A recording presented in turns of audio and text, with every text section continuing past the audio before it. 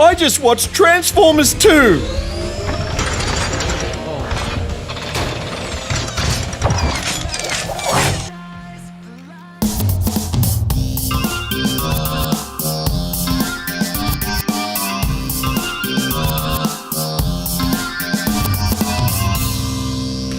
Do you know what makes Transformers cool? It's not explosions or action or cool voices or hot girls. I know this because I collected hundreds of the toys when I was a kid, and the toys had none of those things. In fact, the toys only had one thing. They could transform from robot to vehicle and back again. That was the essence of what made Transformers cool, and when I was a kid, that sparked my imagination like nothing else that had come before it. Well, except for Machine Men, or GoBots if you spring from the US, who actually pioneered the concept long before Hasbro stole it for Transformers. Anyone remember Psykill? Scooter? Cop-Tour? Or maybe Tank? No? How about Dumper and Pumper? Yeah, that's right, there was one called Dumper. I mean, for fuck's sake, he was a dump truck, okay? They were Japanese, they didn't know. There was one called Tailpipe too, okay? Take it up the tailpipe! I'll give you a bit of time to stop giggling, you fucking children. Right, can we continue, please? Hey. No. You are bizarre.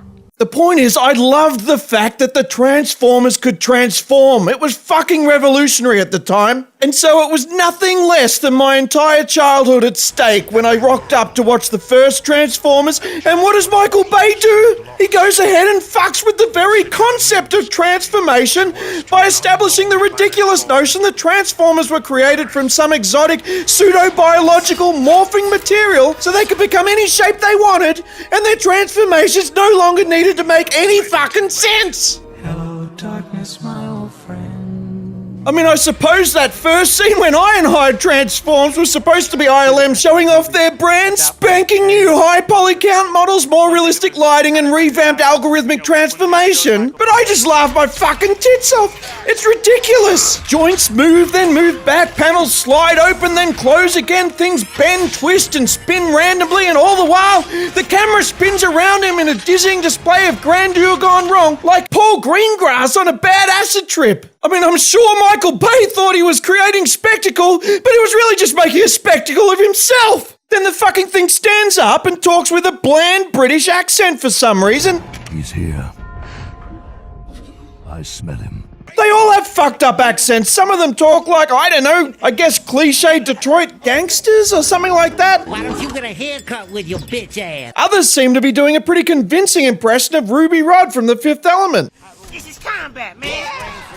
What's wrong with you? I guess this was Bay's attempt to make them recognizable and give them distinct personalities. But at a certain point, you've just got to go fuck it and make one a fucking ice cream truck that splits in two and jumps through an Asian guy's house, completely destroying his life. But it's funny because he's so Asian, you know. They're playing the Asian music, he's eating fucking noodles. How funny is it? He's Asian, get it? Fuck physics, fuck logic, just move people around randomly with lazy plot devices that are never set up or justified. And while we're at it, let's not just ignore character motivation, let's make it as bizarre as humanly fucking possible. Like when the Decepticons are chasing Sam Wikipedia and Optimus keeps chasing them, and they make the completely valid point. Is the future of our race not worth a single human life? Optimus replies, You'll never stop at one. Wait a second, Optimus, how the fuck does that logic work? Been hanging around with the Lay's marketing team a little bit, have you? Lay's potato chips. Bet you can't eat just one. In fact, Transformers 2 made up so much bullshit as it went along, it kind of felt like watching an episode of Bill Maher's real-time show. You know, the bit where he does the new rules.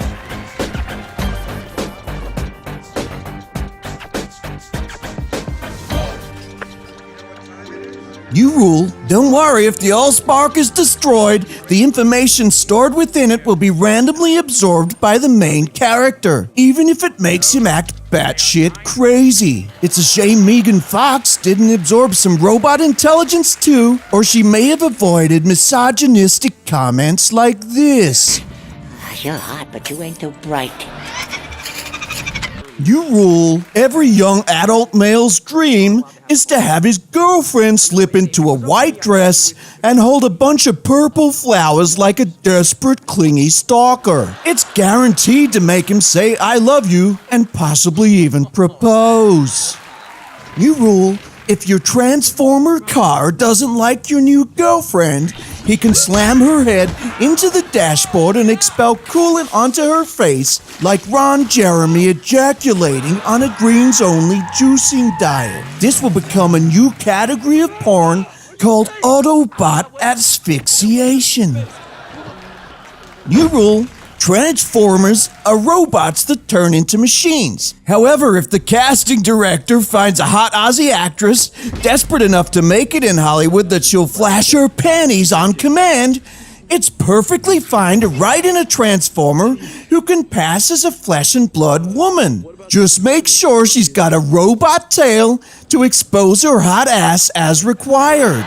And finally, new rule: if Michael Bay wants to blow up some fucking pyramids because he's a crazy elite with a hard-on for Illuminati symbolism, just make one of the Transformers able to teleport. However, you better rename the movie Transformers the Transporters and cast Jason Statham in the lead role.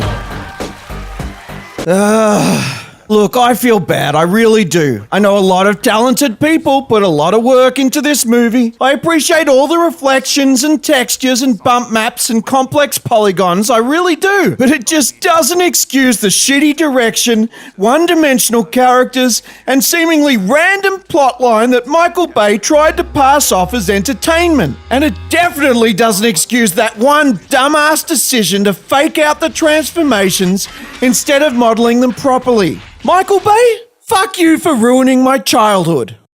Transformers 2, 1 star for shoehorned robotic panty flashes. Hope you're enjoying the reviews. Don't forget to support the channel by liking and subscribing. Why? Because fucking YouTube likes you to like and subscribe, that's why. Alright, fine, I don't care.